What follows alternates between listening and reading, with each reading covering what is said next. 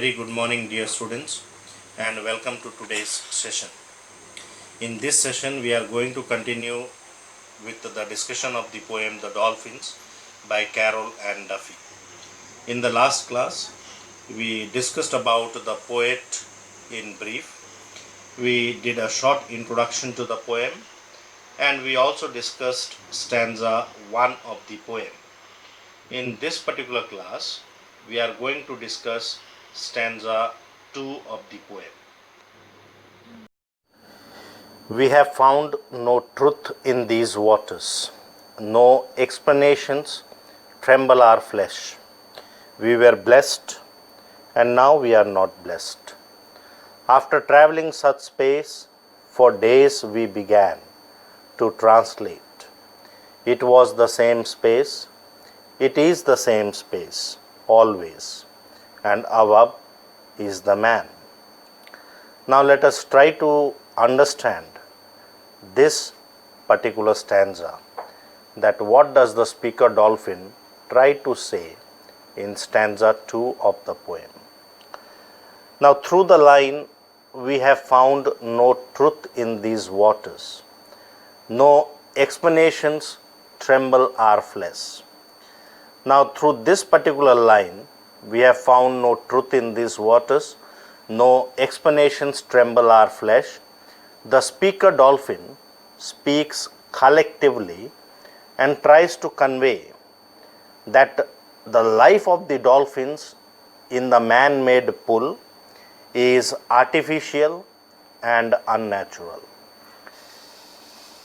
In fact, this type of life does not offer these dolphins any truth or reality as they used to experience while staying in the sea, because the life in the unnatural habitat is devoid of any thrill, any adventure, and that makes their life monotonous and boring. Their present habitat, that is the man-made pool, lacks the expanse and environment of the natural sea. Now, in order to understand the second part of the sentence, what is the second part of the sentence? No explanations tremble our flesh.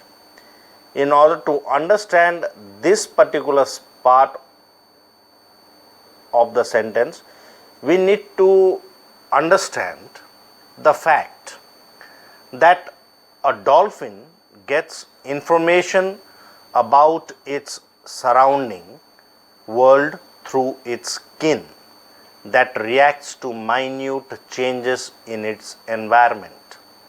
So all type of information that the dolphin gets through its skin. Any changes that takes place around the dolphin or in the surrounding environment of the dolphin is received through its skin, because the skin of the dolphin reacts to those minute changes taking place around it. But here, while staying in the artificial pool, no signals are given or received by their skin.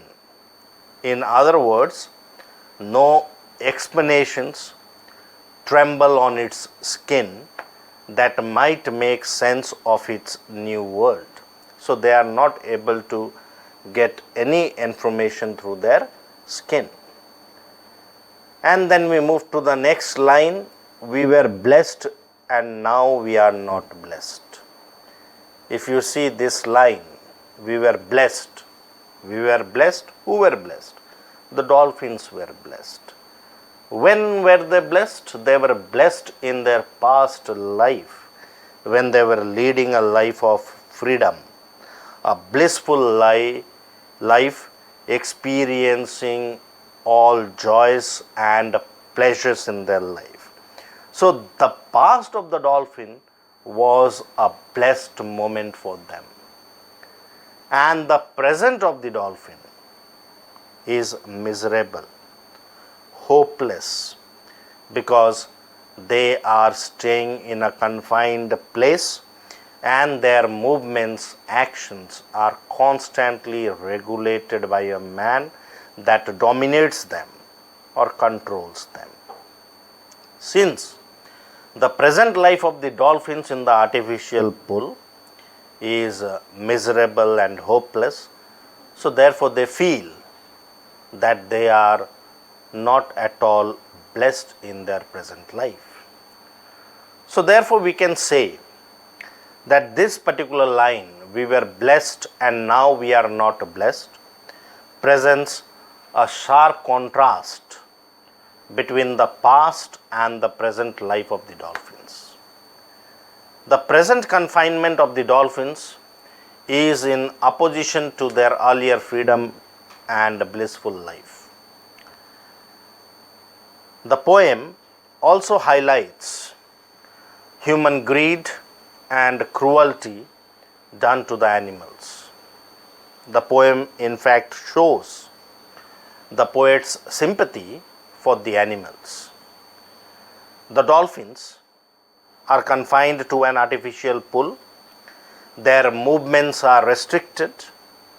They no longer feel blessed as there is a man constantly controlling them. So who is responsible for this deplorable, hopeless, miserable condition of the dolphins? No one else but we human beings. Because man, for his own monetary purpose, forces the dolphins to perform tricks with the hoop, and each day these dolphins are forced to balance themselves on a colored ball. Their life, which is under the control of human beings, is in sharp contrast to their earlier days of freedom in the sea. Originally, we must know that the dolphins are clever creatures and they are considered to be animals of good omen. Why animals of good omen? Because they bring good fortune along with them. But after being captured by human beings and after being trained by them,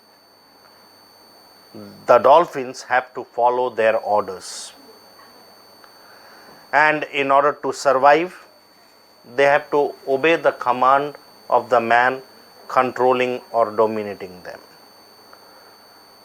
The dolphins are thus abused in the poem, and the poem reveals the sadness and suffering of the dolphins in their hopeless state of confinement.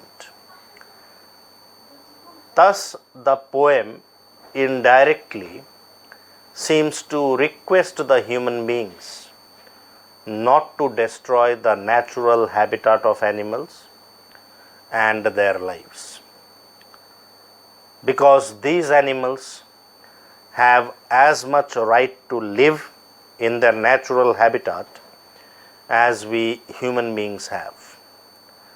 So we human beings have our right to life same way.